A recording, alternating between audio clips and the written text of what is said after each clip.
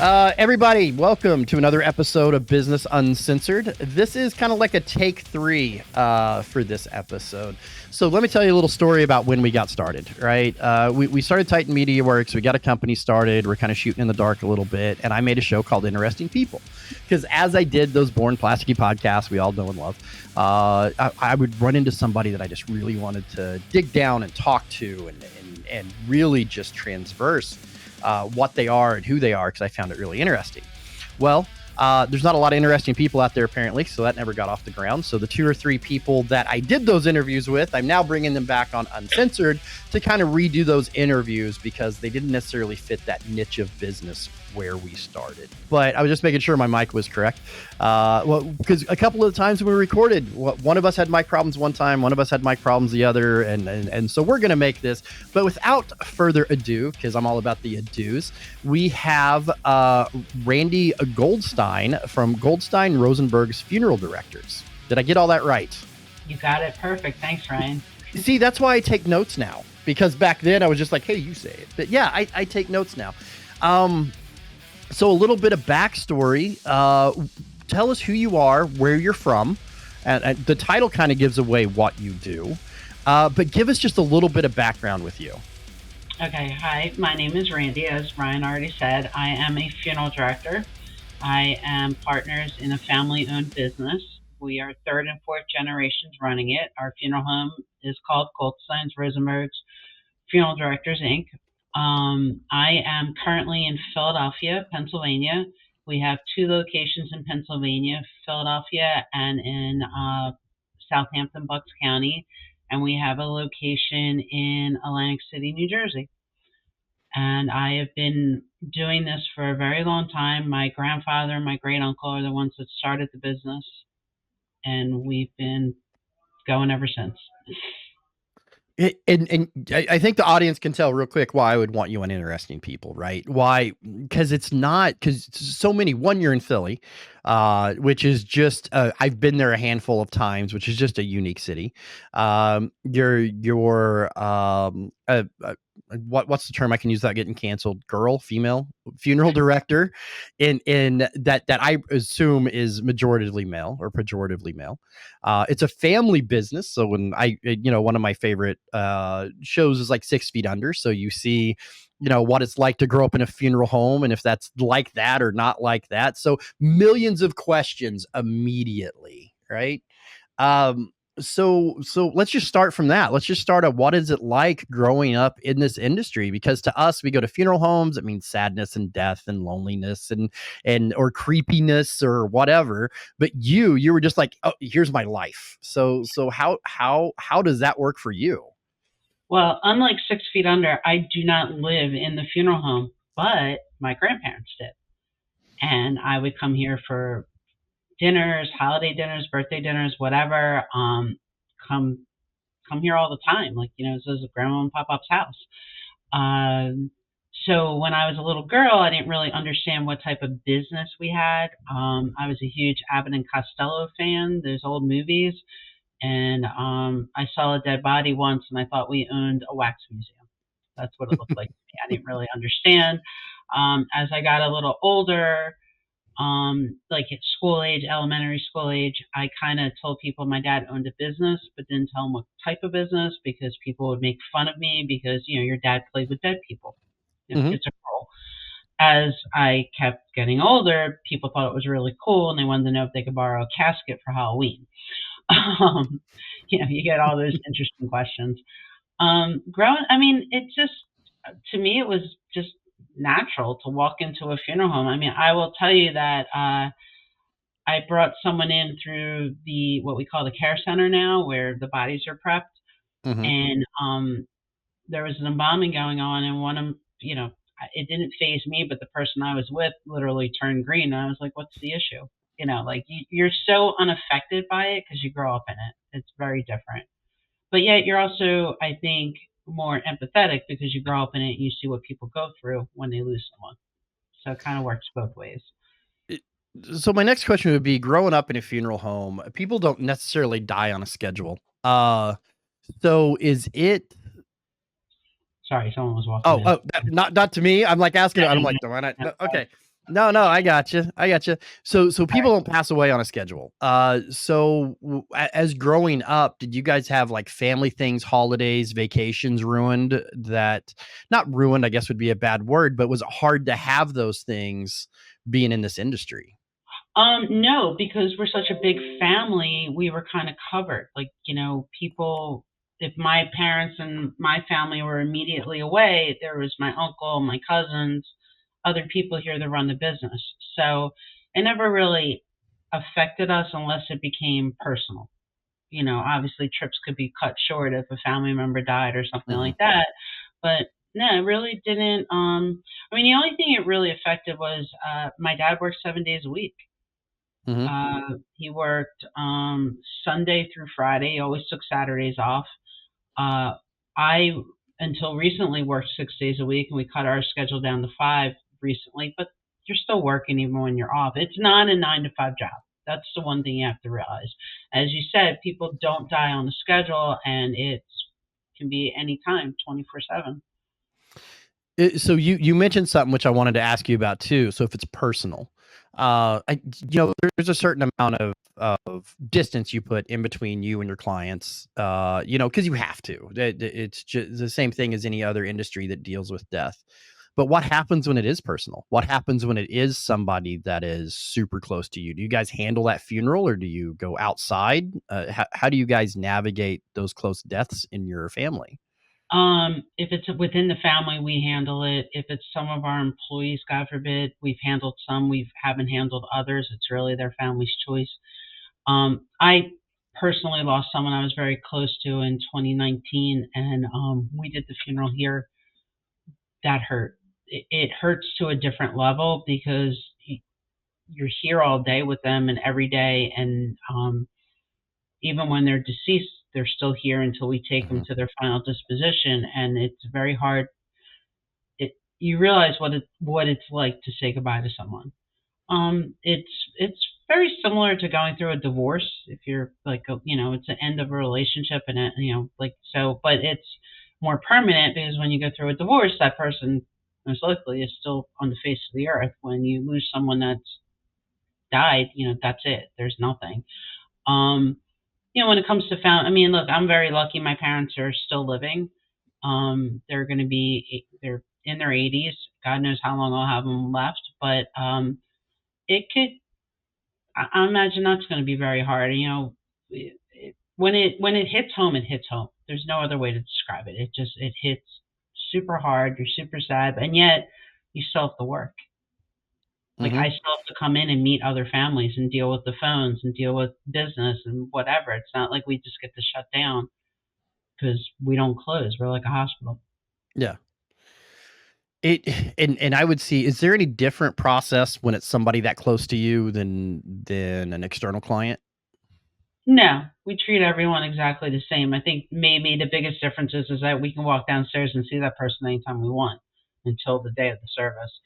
Um, but no, we treat everyone as if they are family. We try and treat the families that we serve, the living, as part of our family, and the deceased as if they were part of our family. It's you need to show respect and be you know professional, but also be caring and be empathetic. And I think we really try and treat people as part of us. And I think that's what death is such a weird, not weird. Everybody goes through it. What's that quote? If you live long enough, everybody's expectancy drops to zero. It's that's what it is. What are some of the personal ways that you handle with dealing with death every day? I drink a lot. That's fair. Um, That's honest. No, no, I love that honesty. you know what? Like there are times where you just kind of mute your phone and you shut down for a little bit and you put on like some kind of stupid sitcom or some kind of TV show and you just veg out or you play on your computer or whatever. I think my biggest thing is that you try not to take it all in so much. Like prime example, most people that die are up in age. And Hmm. a lot of them have grandchildren. They have great grandchildren. They've lived a lot. Yes, it's very sad for the family, but you can also appreciate that, that's amazing they got to the age that they did. The hardest things for me to deal with is, and I deal with it most frequently, is when there's a hard death. And by that I mean tragic, sudden, or a child. And by child, I'm not talking about little.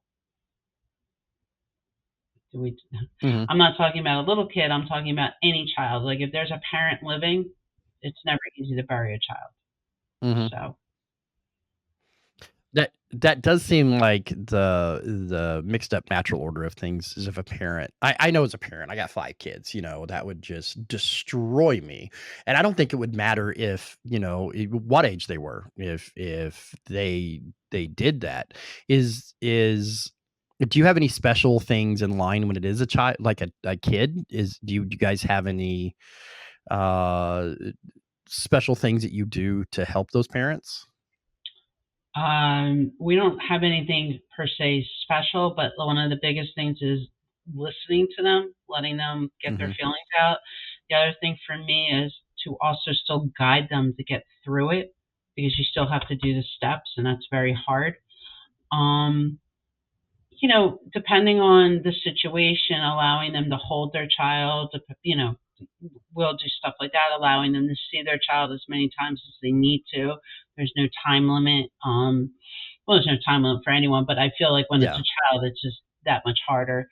Um, I mean, we did a funeral not that long ago for a preteen who was very tragic. What happened? I'm not going to get into details, but the parents, the mom especially, came back a couple nights in a row just to spend alone time with her child. She needed that closure. I mean, I don't know if you ever truly get closure, but of she needed course.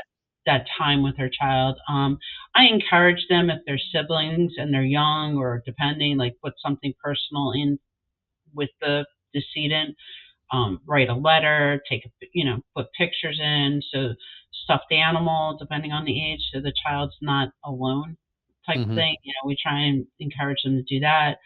Uh, of course, every situation is uniquely different depending on what happened and how old the child is. So, and then there's, I've buried children that have had their own children. So then you're Mhm. dealing with the parents that lost their child. You're dealing with the spouse that lost their partner, and you're dealing with the children that lost their parent. That's that's a lot of juggling, and that's really hard. And you got to What make sure you're there for all of them because they're all lose and sibling. They're all grieving in different ways for the loss. you hear a lot of times, and I think unless you go through tragedies like these that you're talking about, you don't really know how you're gonna act and react. Do you see a big swath in how people react to losing somebody?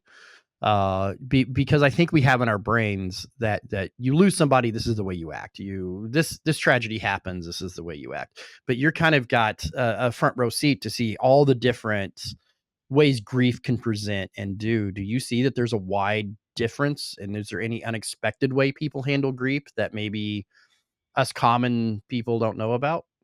I think for all the years that I've done this, and I've been licensed now for 30 years, um, th- I've seen every gamut. Nothing really surprises me.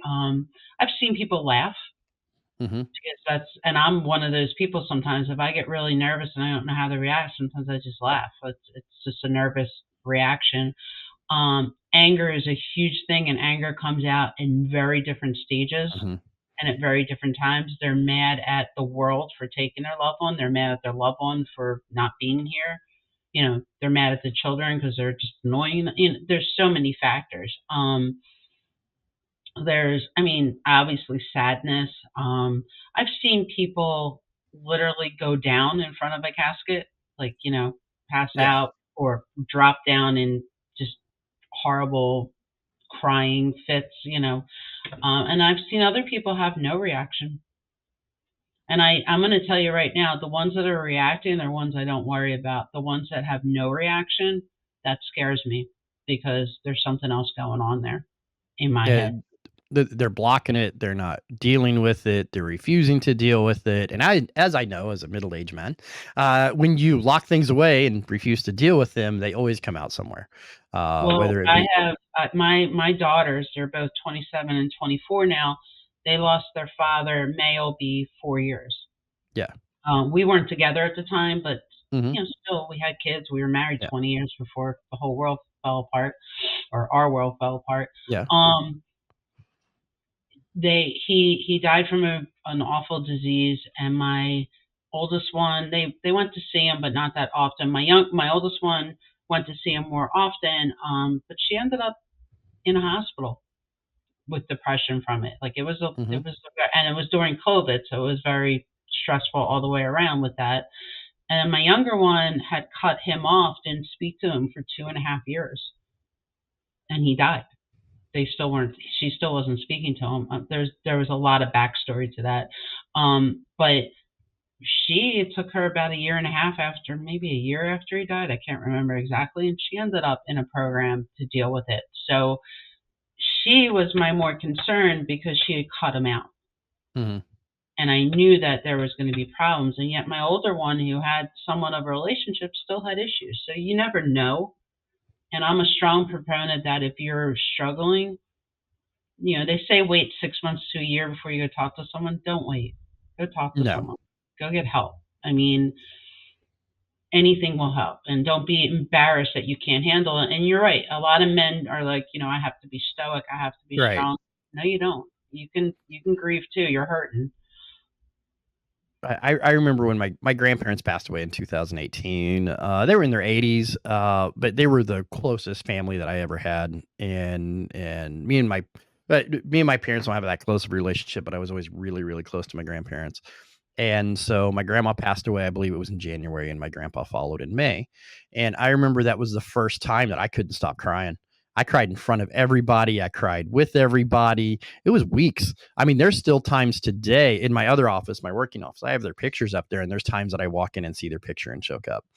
And I don't, and I want to honor them, and I want to be there for them, but I still deal with their death every day. I still miss them every day, and I still miss them. But I do remember, it's as a man. My point to this is, as a man, that was kind of my turning point where I allowed myself to grieve and to feel things. And through their death, I ended up starting more therapy and doing more things and feeling more things. And that's why I mentioned before, as middle aged, it's going to come out somewhere, and that's what I've learned. And grief and is one of the just hardest things to navigate. Do you feel like in the area that you're in, that empathetic people don't last long, or do you have to have a certain amount of being able to cut off because you're around everybody's grief? Um, I think you have to be empathetic no matter what. Like Yeah. you just have to learn to be that person. Especially when you're out in the public and dealing with the families. Um, Look, I always laugh because there are 5 stages of grief. That is a true, and if not, there's even more. Um, but there's no time limit. Like I've heard people say, oh, there's so and so died a year ago. They're not over it yet. Well, no, you don't get over it. It's a lifelong process. Like I was going to say, like you were talking about your grandparents. I'm the only granddaughter on both sides of the family, my mom's side and my dad's side. And on my dad's side, I was the baby of the first cousins and my siblings. Um, I lost both grandfathers by the time I was 11. Hmm. My mom's father was the one that got on the floor and played with us. I miss him every day. Like I don't have a million memories of him. I was 8 when he died, but my dad's father, his picture is still hanging up in our lobby downstairs. And every morning I walk in and I say in my head, "Hi, Papa." Every day, every day I'm here, I say hi to him. It's just something like it's just you know, I miss them. I had a great relationship with both of them. I was young, but I still had, and I imagine what they would think of me today, seeing what I'm doing and how I'm doing. And Yeah, Uh, I think they have a few choice words, but for the most part, what watch certain things. Don't go through that bedroom door. It's. I hope you're proud of me on this side of the door. That and same thing with my grandparents have been a big driving force in what I do in business and life and love. Since they passed, I'm the head of my own company. I got remarried. I got this giant, beautiful family, and I'm doing great. And I always owe it to. I always contribute it to them. That was the turning point because I heard a statistic, and the internet's never lied to me, so it's got to be true, right? That men don't that yeah, that men don't really mature out until they hit about 40. Like that's their peak. Where women hit it earlier, we get there about 40. So I'm 46 now, and they passed away when I was like 38. So that was kind of part of my maturing process. But I owe it to them. I feel I owe where I'm at today and the strides that I've made and the betterment is because I want them to be proud of me. So oddly enough, it brings me to my next question. Do you believe in ghosts? I don't personally, but I've never had any experience with them, and yet half my staff will tell me that both my funeral homes are haunted. Well, I think because back when we originally did this, I had a list of questions that I asked my viewers and audience what they would want to ask you. And that was one of the main ones. And in the last interview, I skipped it. I'm like, nah, I'm not going to ask that. I'm not going to talk about that because I want to stay away from that. But this time I wanted to talk about it because I do and I don't. I don't believe in ghosts in the way I think probably your staff does. I don't think old Mary's in there kicking down a wall or a little kid roll down the highway. I think ghosts are real in the fact of just like you said, you walk into the lobby and you talk to somebody. I still resonate with my grandparents to try to make them proud. Now, I don't think they exist anymore. I think they had their life cycle, which billions and billions of people have had, and they come to the world and they passed along who they were physically and mentally to me, and that's their ghost. That's what life is about, and that's their ghost. I don't believe in I don't believe in some little kid's going to ride a tricycle down my wall and I'm going to die in 7 days. Nothing like that. I don't believe in anything like that. But Well, I think there's signs every day. Um, I know that, certain things happen every day, and I think that was because of that person. mhm. They're like, I believe in karma. I'm not very, personally very religious, but I do, Yeah. believe in the traditions, but I'm not ultra religious, but I do believe in karma. And I do believe that, people send you signs and you read them however you want. Maybe your grandparents are sending you signs. I definitely believe that I get them. And I sometimes I'll get in the car and I'll ask for them, like, hey, give me a sign. I could use a boost today. And inevitably it happens. Is it all in my head? I don't know, but it works for me, so I'll go with it. Does it matter? Does it matter if it's all in your head? I mean, not to be philosophical, but your reality is just the perception you get from the time you start making memories until you die. So if it's in your head, it's in your head. It doesn't matter. If it works for you and makes you happy, then that's all that really matters. Definitely, definitely, and it does. It works for me. It kind of centers me when I need it. Sometimes you wake up and you're just not in that good place. Oh, right. Yeah. No real reason. You can't put your finger on it. So sometimes you hop in your car and you have to drive to work again. And there's you just say, hey, give me something, and next thing you know, you got something. Got a sign. So let's move. We've kind of done the uncensored part. Let's move on to the business because the business of what you do interests me to no end, right? So one, I thank you, and I keep sharing personal things. I love that you did that, but the business. You've kind of stated what have you had other jobs outside of this, or is this what you've always done? Do you have a comparison to the life you live now to what, let's say, the average person does? No, I worked for like a second at like a health club as a Mhm. receptionist type thing, and truthfully, I hated it. Um, I'm the type of person I don't think I could work for anyone else. I'm there. Yeah. I kind of do better working for myself and with, surprisingly enough, with my family, but they've known me Mhm. forever, so I think that helps. Um, I don't have a comparison. I just know what I do, and what's interesting about the funeral business is it's not cookie cutter anymore. It's very different every day, and every Mhm. family is very different in what they need and how you need to treat them. and all that stuff. So it's very important. Well, and feel free to correct me if I'm wrong, but you kind of look like back to the 50s, 60s, 70s. We're a very Judeo-Christian nation. We had a couple types of funerals, and whether you believed in it or not, that's the funeral you got.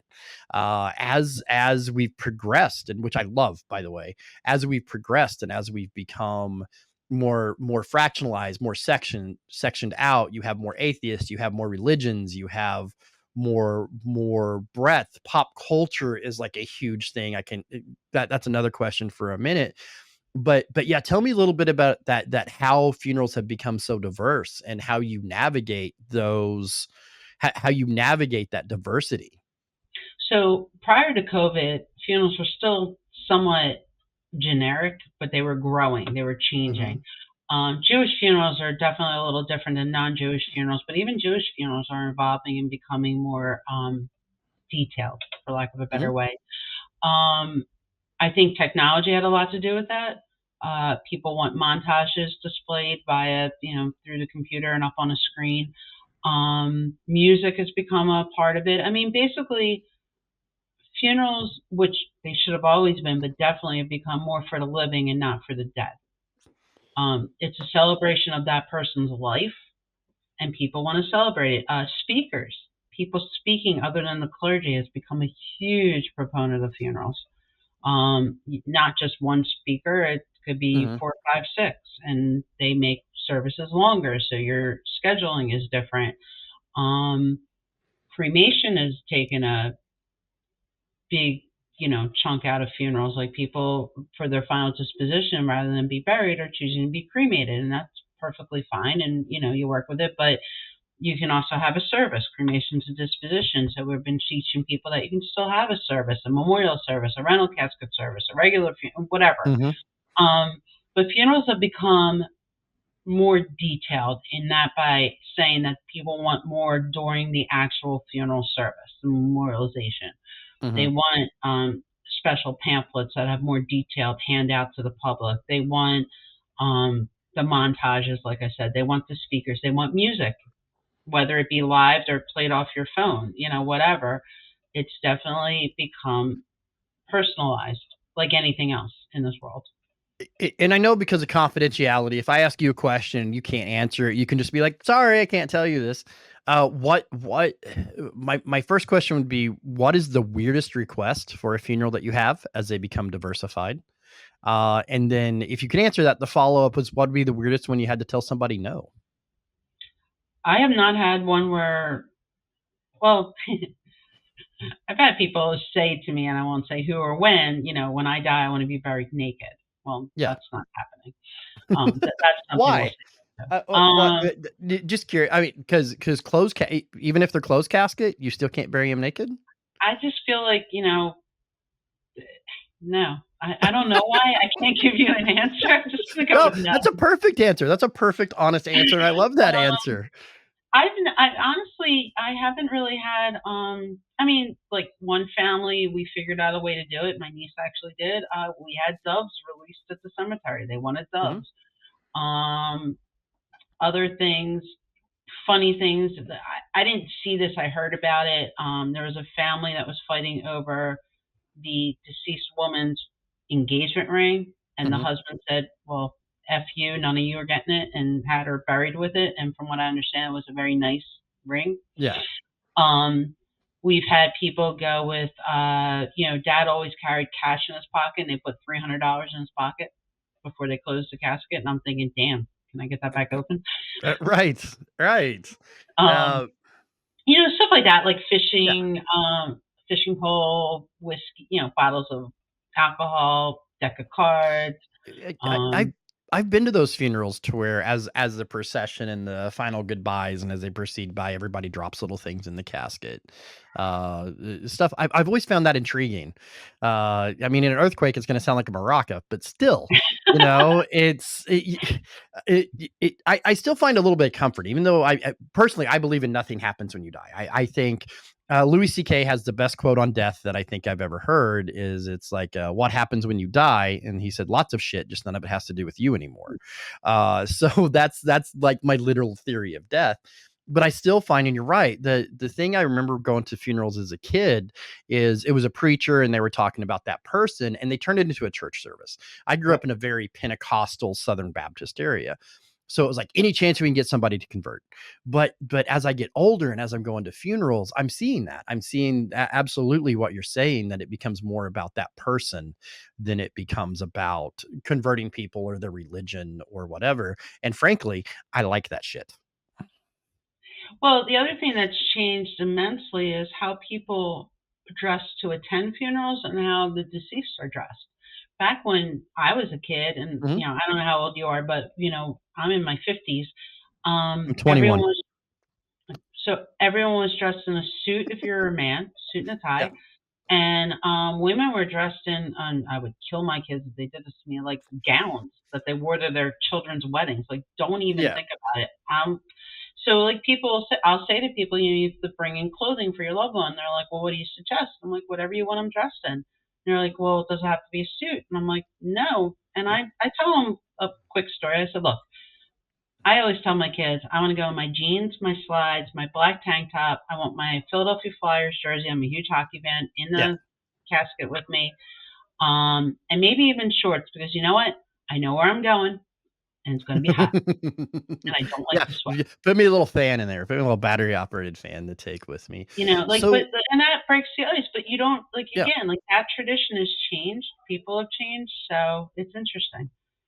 So when I was mom, I did off air, I'll tell you what my funeral plans are. But I it used to be part of my stand up act, and we'll get that off air. And one day I'll put it on this show when I've got enough fuck you money. I don't need to be canceled.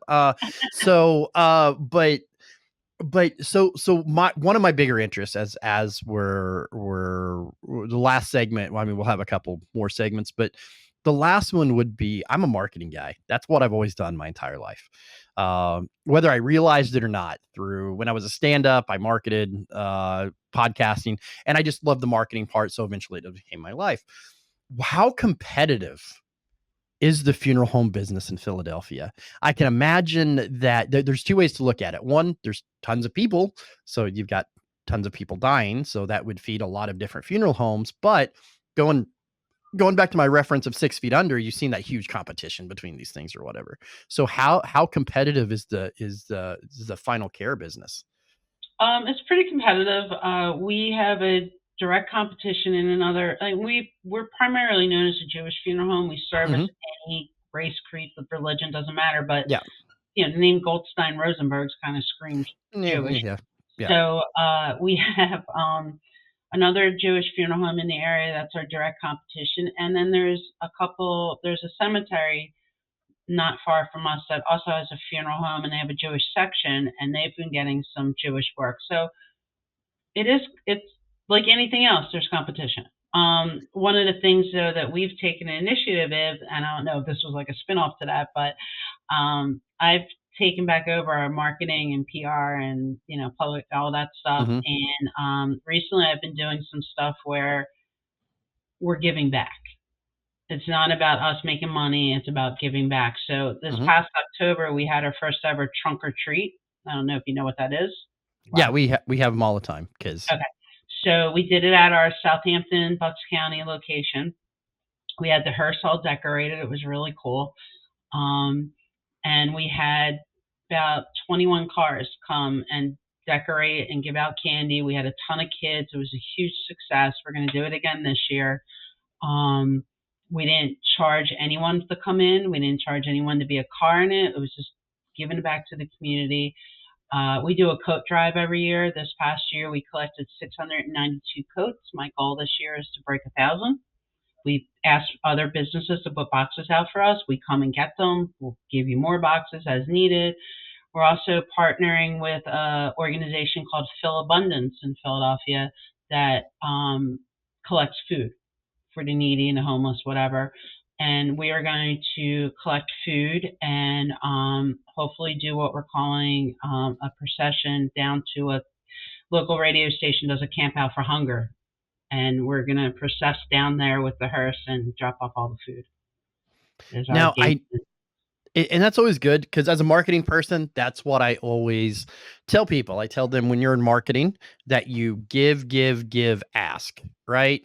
And what I mean by that is you have to be the expert. You give, you help your community, you help people out, you help the people around you grow, and then you might throw an ad up that says, "Hey, when you die, come see me." Right? Like, but you have to brand yourself as an expert. But the thing I want to talk about before we wrap up is that we're friends on Facebook since our first interview last year. We've been friends on Facebook, and I see you like my ridiculous shit on occasion, and I see your stuff on occasion, right?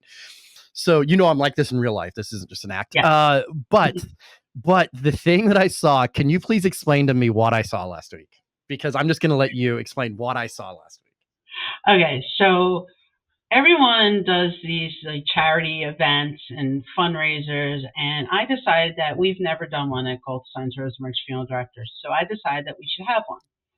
And one of the things I did, and one of the things I'm going to do, because we're going to keep doing this event, and I'll get to that in a second, is we pick a local charity. Can't be a national; it's got to be local to this area. Mm-hmm.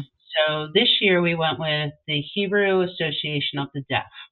And the reason I picked them is because my brother was born hearing impaired, his wife is deaf, and they're very involved in it. And they were in dire need of money. So the guy I've been dating, my boyfriend for the past almost 4.5 years, owns a independent wrestling company. They are basically like, WWE, but on a very smaller scale. Mm-hmm. And they are called 3WA. I'll give them a shout out, a plug. They're on Facebook as well. People can look them up. So I hooked up with him, and we decided to do a charity wrestling event where we charged for tickets. I raised almost over $22,000 in sponsorship by myself. I just went and asked people, and I got really great response to that. Goldsteins did not make a dime. We paid for everything, and whatever's left, we raised right now. We're waiting for one more donation to maybe come in, but as of right now, we are just under $12,000 that we raised for the organization. Oh, And wow. for our first event, it was pretty cool, and it was literally a wrestling show. And we're going to team up with 3WA again, and we're going to do it again next year. We're going to pick a different local charity that's not out for public yet because we're not sure which charity we're going with. But we're going to hit up the charity hopefully next month, make sure they're in agreement, and we're going to start a little earlier so we can hopefully get more sponsors. And we're going to build it. We did tickets through Eventbrite. You can go to our website, which is goldsteinsfuneral.com, and you could have bought tickets. You can see on our Facebook page pictures, and on my page as well, pictures of the event and video. I had to get in the ring and give a little a little greeting, which was kind of comical. Which is what I saw. Yeah. Kind of comical. But it was fun, and it was we had some guest stars. We had Ricardo Rodriguez and the Barbarian and the Warlord, which used to be the tag team, the Powers of Pain from the WWE. All of them were in there. My guy even got in the ring and wrestled. Oh, that was kind of comical and amazing because I've never seen him wrestle before in 4.5 years. So that was kind of cool. Right. It's way more fun for you to go to his work than him to come to yours, just so you know. Yeah. He's actually kind of really cool about what I do for a living. He's always thought it was pretty amazing. And quite frankly, the best compliment I got was actually from him. And he just told me how proud he was of me for what me and my partner, our marketing director, Randi Sherrer, would put together. Like, you guys are amazing. And that was probably out of everyone meant the most to me because, I didn't want to let him down. It was his company and all. And it really it went great. We could have had held a lot more people in there, but we had over 150 people there, which was pretty good for our first. Oh, no, that's good. First forage into that. So that was a huge undertaking. It was a little stressful. We even had an issue 45 days before the event. We had to change venues. Don't even ask. We scrambled and we got it, and it was insane. But it worked. Well, and we Randi, got a local radio station. Absolutely. Well, we got to wrap up. It's been a pleasure. I promise you, cross my heart, this is going out if I just have to download this video and put it out. No more bullshit. That was my Cool. fault. So on air, I will apologize. Like I said, back when we started this shindig, we had a couple interviews. I had big plans of splicing it together, and then it just business doesn't always work in a linear fashion. So here we are. Thank you so much for coming on. One, I'm going to ask people who have questions for you, so I may email them and you can get back, or we may do a part two. I'm not sure. That Sure. we don't know what our future is, but if it ever comes in, come see this lady over here. And so let us know where to find you. I mean, we'll have it all in the show notes, and we'll have it in there. But just let us know, because this show goes out all over, so maybe not necessarily. So let us know how we can help you and help you grow, and what we can do. Since you've donated your time to us, what can me and my viewers do to help you? I follow us on Facebook, Goldstein's. I think we're just Goldstein's Funeral Directors on Facebook. I'm not even sure. Right. Goldstein But, Rosenberg. I think you told Goldstein Rosenberg Funeral Directors Inc. and then our webpage, goldsteinsfuneral.com. Mm-hmm. You can always contact me through our webpage. You can also call us. Our main number is 215-927-5800. Even if you're out of the area, you have a question about funerals, burials, whatever, we're willing to help. We're here. We can guide you even if you're not using us. It's not a problem. And if you're ever in the Philadelphia area, stop in. Come say hi. Absolutely. And my name is Ryan Sherrer. This has been Business Uncensored, brought to you by Titan Media Works. Titan Media Works. Podcasting's cool. I like to do it. It's maybe not get you the chicks that you want, but it is definitely going to help you raise your business, get you the video content out. We all know video content and video is king. As we move through our marketing, it's the best way to reach out and talk to your clients directly. So Titan Media Works, what we do is we make it completely easy for you, whether you want to be on podcasts, whether you want to host your own podcast. That's what we do here to make it simple. That's Titan Media Works with an X. Titan Media Works. That'll be in the show notes too. And if you want to reach out to me, it's Ryan at Titan Media Works. Thank you again, Randy, for stopping by. And like I said, cross my heart, hope to die. That this one will come out. So. Thank you for having me. It's been a pleasure. Absolutely.